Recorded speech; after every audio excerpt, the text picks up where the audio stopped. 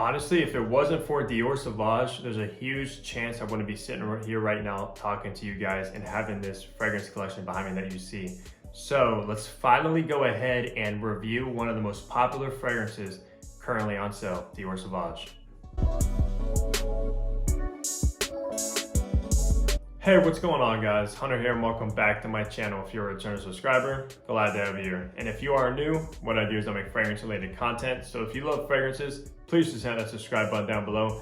Be sure to hit that notification bell and also be sure to follow my fragrance Instagram page. But as you guys can all tell by the intro, that is correct. We're finally gonna be tackling this review of Christian Dior Sauvage. And this one is the Eau de Toilette, which is obviously the original. Now, pretty much this bottle here is from 2016, I believe. And this fragrance was originally launched in 2015. So this is one of the older batches of Sauvage. So this is gonna be based on my fragrance here, not the newer batches. I'm not sure how the performance and the smell of those are. I'm sure they are still good because this is known to be like a beast mode fragrance. But that is also correct. This was the fragrance that started my fragrance journey and why I started a fragrance channel and have this collection behind me. This is actually the oldest bottle in my entire collection, being 5 years old. But this wasn't the first fragrance that I started wearing. I usually, back when I was like a teenager and stuff, I was wearing a Burberry Touch, Versace the Dreamer, Tommy Bahama Martinique, stuff like that, which I still do own, but all those are repurchased bottles just for sentimental reasons. But this one here, guys, 5-year-old bottle here, and I'm so excited to be reviewing this one for you guys. And this fragrance, it pretty much is popular for a reason, so we'll get to that as well. But let's go over some facts. Now, the perfumer behind this fragrance was Francois Demichet. Now, he was actually an in-house perfumer for Dior for probably around like 10 years or even longer. I'm not 100% sure on that. But what's weird is the time of this recording, Dior just dropped Francois Demichet and replaced him as the in-house perfumer with Francis Kurkdjian. Now, that name might sound familiar because that is the perfumer that made like Baccarat Rouge 540. He also created Le Male and a bunch of other fragrances. So I'm also very excited to see what he can do for Christian Dior. They definitely do need a new designer line. Obviously they have like Dior Homme, which pretty much went downhill once they relaunched it and totally changed the scent profile. But I do actually love the new one as well. Very masculine, crowd pleasing fragrance. But they also, of course, have Dior Sauvage and many of the flankers such as the Eau de Parfum, the Parfum, and the brand new Elixir, which were all created by Francois Demichet. So he definitely did good for Dior for creating this one. And I believe this fragrance is gonna be timeless. This thing is never gonna be outdated, in my opinion. I can see this fragrance, people still rocking it 40 or so years from now, even further. So yeah, it's just a very, very timeless fragrance, in my opinion. But yeah, like I said, this fragrance was launched in 2015. The retail prices as of recording, you can get a 60 ml bottle for $82 and a 100 ml bottle for $100. Now, I do have the 100 ml bottle here, as you can see, but yeah, that's pretty much the facts of this fragrance. Let's go ahead and talk about the packaging and presentation of Sauvage now. So going over your box, it is pretty much like your typical designer blue fragrance box, in my opinion. It does, of course, come in a blue packaging, just says Sauvage, the concentration right there. The size, 100 ml, 3.4 ounce bottle. And then on the bottom, of course, you're gonna have your barcode and batch code to authenticate your product and see when your product was produced.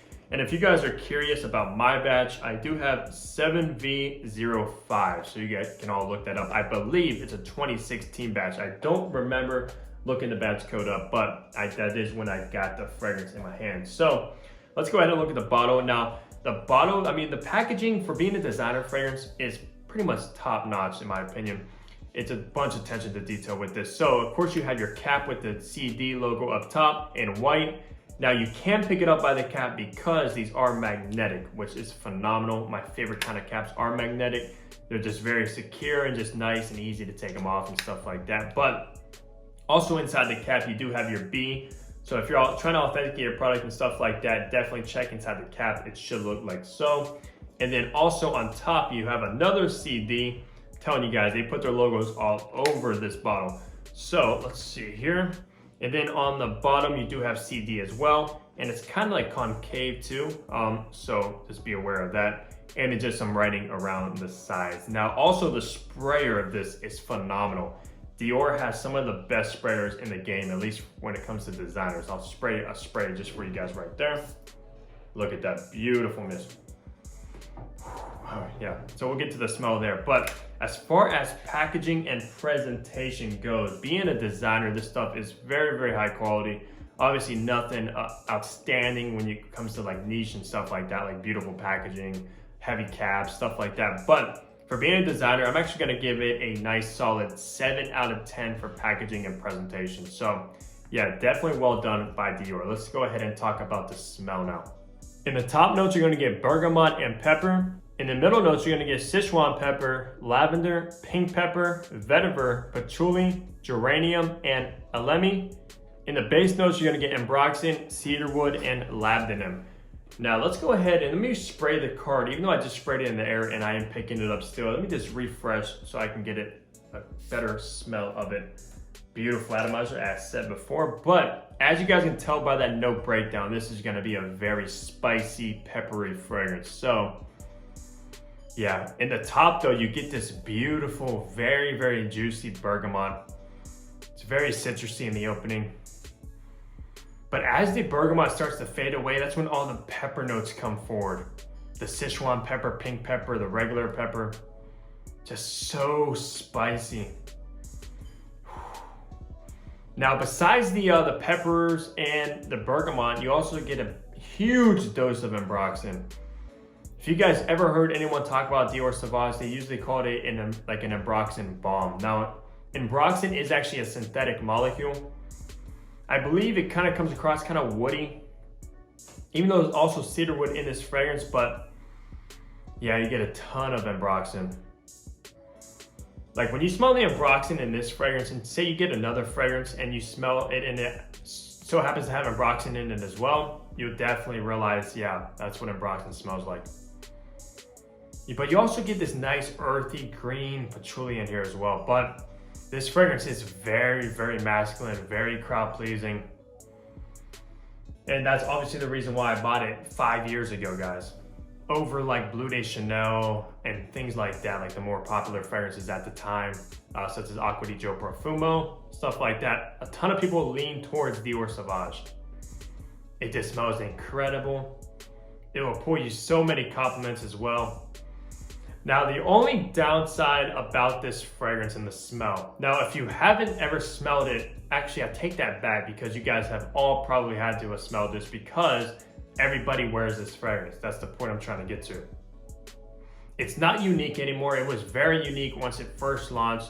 I believe it was one of like the first fragrances that used a ton of Ambroxin in it, which makes it very, very modern. But yeah, nowadays, every guy is wearing Dior Sauvage. I mean, I smell this stuff at least once or twice a week on somebody. It's probably the most like well-known fragrance that I pick up off of people, like when I'm walking behind them and stuff. And that's another reason. Well, we'll get to the performance later, but yeah, you will smell this one like pretty much on a weekly basis at least. Maybe not every day because a lot of people don't even wear fragrances, but you will smell this one. And trust me, even though you haven't maybe smelled the bottle, once you do actually smell it, you'll be like, wow, that actually smells familiar. It's because of other people. And that's what kind of ruined Dior Sauvage, is the popularity of it. Now, there are other flankers such as the EDP, the parfum, and the brand new elixir. Now, out of all four of those, well, at least the first three, the EDT is definitely the best. Now, the new elixir, that's on another level, guys. The new elixir is a lot more complex, a lot more dark, more mature. And probably not everyone's gonna be wearing that one because of the price tag. For being a designer, it is pretty pricey. I think it's like $155 for a 60 ml bottle. So pretty hefty on the price, but that is also a good flanker. Now, the EDP and parfum, I don't think is worth it. Definitely stick with the EDT as far as the scent goes. It's also much better performing, much sharper. Yeah, you just really can't go wrong with this one, guys. Like I said, this is gonna be a timeless men's fragrance. Kind of like how Acqua di Gio, the original, is. Still people are buying that left and right. I think it's still the most popular fragrance, and that's been around since the 90s, I believe. So yeah, this is gonna be here to stay for a very long time. But as far as the smell goes, now, I'm not gonna go off the popularity that ruined it and stuff like that. And I used to love this stuff, not anymore. You can see my bottle is half full. I did wear like a ton of this back in the day. I don't reach for it much anymore just because I have a ton of other stuff to choose from and I like to stand out from other people. But if you're just looking for compliments and you like to smell good, like to smell masculine, you're definitely gonna get it with this. So for the smell, I'm actually gonna give this a 8 out of 10, which I think is pretty reasonable for this fragrance. I do enjoy it. I do respect it for what it did. It's definitely, this is like the aventus in the designer realm. Aventus is the most popular niche fragrance. This is, to me, probably the most popular designer fragrance. So, solid 8 out of 10 for smell. Let's go ahead and talk about the performance of Dior Sauvage. All right, so for performance of Dior Sauvage Eau de Toilette. Now, before we talk about that really quick, I do want to mention another reason why this one is so popular is the versatility of it. You can wear this one all year round, all season round, fall, winter, spring, summer. It's just very, very versatile, guys. So that's another thing. This is just your go-to fragrance. You can just spray it on and you're good to go. But for performance, it's another reason why it's popular. This stuff here, guys, the EDT at least, this stuff projects so well, so well. I mean, you can pretty much fill up a room with Dior Sauvage if you go heavy on the trigger. Wow, you're gonna be having people run out of the room. It's that strong. So yeah, the performance now, the longevity though, is where it kind of isn't the best, at least the EDT. Now, probably the EDP and parfum are better in longevity, but they probably project less. That's usually how it works, since alcohol is what makes a fragrance project, if you guys didn't know that. But the longevity, I get about, I don't know, probably around 6, 7, 8 hours tops from the longevity of this. But it's pushing off my skin for a good maybe 4 hours, guys. This stuff just projects. It projects far too. The sillage of this stuff, it's good. Probably because it's also very, very sharp. It is synthetic. It does not smell natural whatsoever to me. Very synthetic fragrance, but synthetic fragrances aren't always so bad because they do help with the longevity and projection of fragrances, which is good. But I do prefer my fragrance to be a little bit more natural with some synthetics like mixed in, just because it brings it to life more instead of just a bunch of like molecules and synthetic notes. But yeah, the performance is where this one absolutely shines, especially for being a designer fragrance. If you're just looking for a performance, definitely check out the Eau de Toilette of Dior Sauvage. So for the performance, I'm actually gonna give this a 9 out of 10. Now this could have easily been a 10 out of 10, but for the longevity, since that is a little bit lower, it's not the best in the longevity department, I'm giving it a 9 out of 10. So for an overall rating, since I gave the packaging presentation a 7 out of 10, the smell an 8 out of 10, and performance a 9 out of 10. For the overall, since it's very versatile, very crowd pleasing, gets a ton of compliments, the performance is pretty good, I'm gonna go ahead and give Dior Sauvage a 8 out of 10 overall rating. Now that is pretty high, especially for a designer fragrance, since nowadays I'm more into like niche and stuff like that, just appreciating like the art of fragrance. But I think this deserves an 8 out of 10. Just for what it did for the community and stuff like that, just kind of like Aventus did. But yeah, 8 out of 10 for Christian Dior Sauvage. Now that's gonna wrap up my review, my long-awaited review of Dior Sauvage. Let me know down below if you guys still rock Dior Sauvage, or if you're thinking about picking up a bottle, definitely comment down below your thoughts on this fragrance. But that's gonna leave it to that, guys. So give a video a like if you enjoyed it, subscribe if you haven't already, and I'll catch all you guys in the next fragrance upload. Take care, everybody.